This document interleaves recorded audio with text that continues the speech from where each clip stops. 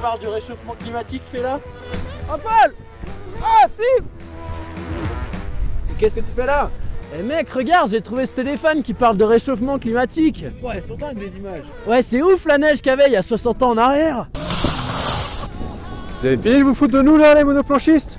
Bon, on se retrouve pour l'épisode 3 de Perspective la série avec Tim et Paul de la team Tipeee. Et on va aller un peu s'éclater là sur les pistes des Ports du Soleil. On vous laisse nous suivre.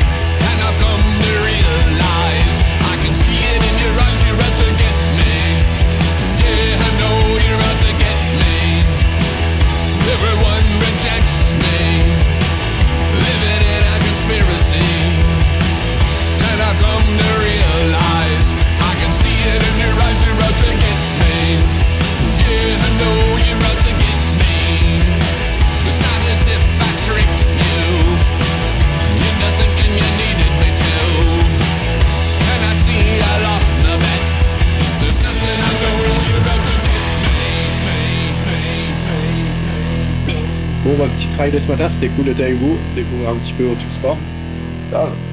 D'où est venue l'idée de Tipeee, comment ça s'est créé? Et ben Tipeee au début c'est un crew de snow qu'on a monté tous les deux avec Paul. Tipeee parce que Team Paul TP. Donc l'idée c'était de faire surtout des petites vidéos cool à Instagram avec un esprit très snowboard. Et puis après c'est en 2019 qu'on a créé l'asso. C'est ça. Et le but de cet asso du coup c'était de récolter des fonds pour aider des athlètes à participer essentiellement aux Jeux Olympiques. Concrètement, qu'est-ce que vous faites pour les aider, ces athlètes? Et ben ça fait maintenant 3 ans là qu'on fait les Jeux Tipeee Olympiques. Donc c'est un événement qu'on fait sur Avoria et le but c'est de regrouper tous les snowboarders ensemble, les Français, et faire un événement qui va ensuite récolter des fonds pour pouvoir les réinvestir sur ces athlètes pour que ensuite pouvoir financer leur saison. La prochaine date de l'événement, là, du coup, c'est 13-14 avril, Avoria, soyez présents. faut être nombreux. Exactement. Donc, je sais que vous êtes très engagés sur vos déplacements, sur vos trips. Comment vous y prenez pour tout organiser Moi, je suis monté 2 fois en Finlande, du coup, tout en train avec Interrail. Donc, vraiment, l'idée, c'est de pas prendre l'avion et de minimiser à fond l'impact des transports. Quand on se balade en France, quand on va faire les events, c'est toujours en covoite. On essaye vraiment de faire en sorte que le transport, ce soit une empreinte très basse niveau pour nous. Et Paul, toi, t'es parti 2 fois, du coup. Ouais, pareil au même. En gros, individuellement, tous nos trajets, ils sont, on va dire, les plus faibles possibles en carbone. Donc, moi, je suis allé 2 fois en Norvège depuis le début de l'hiver et à chaque fois, c'était en train. Et puis, voilà, les déplacements, les voitures, on essaie de les remplir. Et en gros, c'est juste essayer de faire ce qu'on peut individuellement pour réduire notre impact. Ouais, comme quoi c'est possible, même en Europe, avec le système de train qu'on a, de pouvoir faire des trips à l'étranger Ouais, montrer en que c'est faible bilan, quoi. Exact. Et justement, l'idée, c'est pas de dire vous devez faire ça, mais de montrer que c'est possible d'aller en Finlande, en Suède, en Norvège, en train, de faire tout un trip en train, et qu'on n'est pas obligé de prendre l'avion pour se barrer une semaine à l'autre bout de l'Europe. Et vous arrivez quand même à sensibiliser votre cercle de potes, autres riders, quoi. Je pense qu'on le fait un peu tous en inspirant les gens. Comme il l'a dit, forcer les gens, c'est pas forcément la bonne direction. Le but, c'est plutôt d'arriver à montrer que c'est cool. Et je pense que c'est notre responsabilité à tous de montrer que c'est faisable et que c'est cool. De le faire collectivement. Différemment. Et puis après, à notre niveau, tu vois, sur l'event, donc on a une journée qui est uniquement pour les pros, où là, on fait plein de petits challenges, plein de trucs avec l'esprit un peu olympique et Tipeee, d'où Tipeee olympique. Et on donne un peu des bonus sur plein de petites conneries qu'on peut faire dans la journée. Et des bonus, il y a notamment un bonus pour ceux qui viennent en covoite. Donc si tu veux gagner, il faut que tu chopes tous les bonus et Et il y a ce truc-là de limiter ton impact quand tu viens sur notre event. Très chouette. C'est une belle perspective. Ouais. T'as eu clin d'œil là. Belle perspective, regardez le film. Est-ce que c'est si compliqué que ça que de prendre le train ou un autre transport pour voyager dans l'Europe que l'avion? En fait, au-delà du fait que c'est compliqué, je sais pas comment tu l'as vécu toi, mais je trouve que c'est plus une question de faut avoir le temps. Parce que, tu vois, Louis, tu vois bien, en allant à Paris, une fois sur deux, nos trains ils sont en retard, on rate les correspondances. Et sauf que là, quand tu le fais, tu auras peut-être 2 heures, enfin t'as un retard de 2 heures.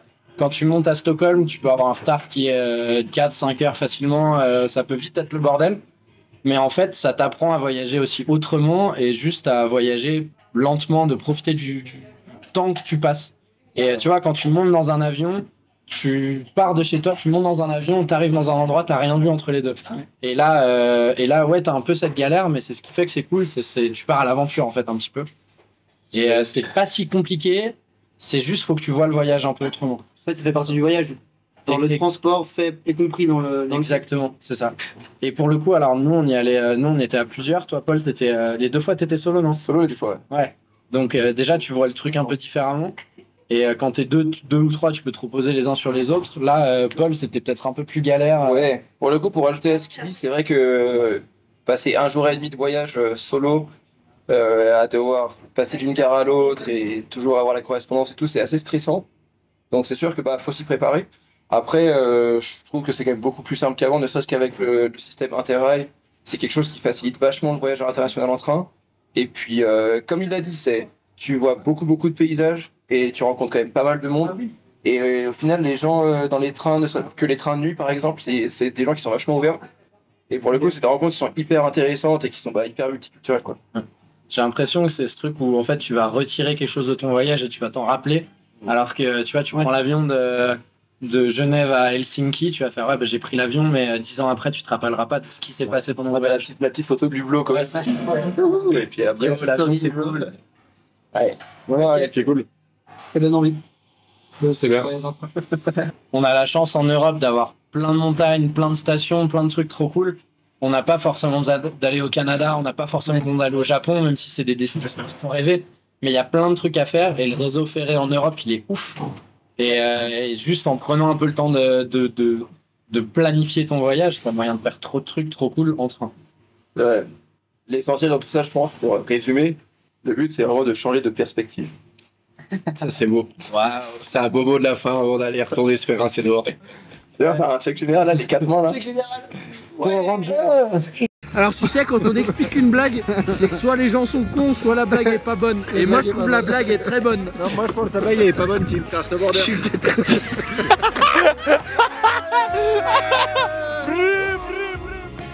I saw your life and you saw mine. Yours wasn't pretty, mine wasn't fine. But when our ways and lived our lives over the hill, I passed you by.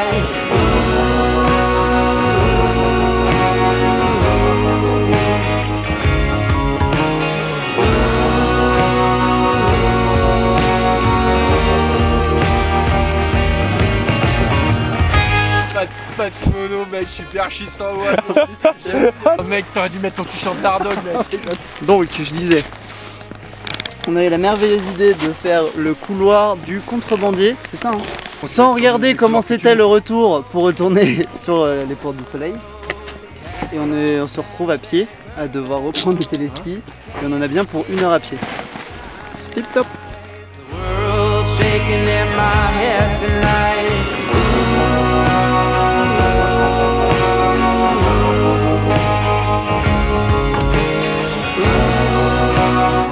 C'est notre partenaire si jamais, Ibex, vous le mettez dans la vidéo hein.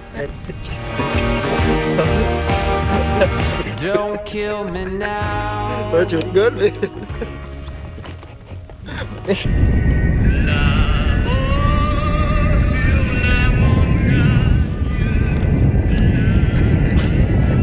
Je crois que je vais faire DJ à Paris, je vais mettre ça comme son, mec. Je crois que je fais du carton. Alors attends, alors on va passer sur Louis. Voilà. Qu'est-ce que tu penses de la fondue? Non mais ça c'est tip top, c'est gastronomie mon pauvre. Alors moi je vous le dis, C'est pas sponsorisé, c'est gratuit. On est là pour le plaisir ici. Ok? C'est grâce à Fredo.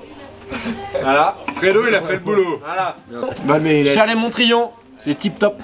On est au creuset là. C'est tip top, les creusets. Chalet Montrillon, les creusets, tip top.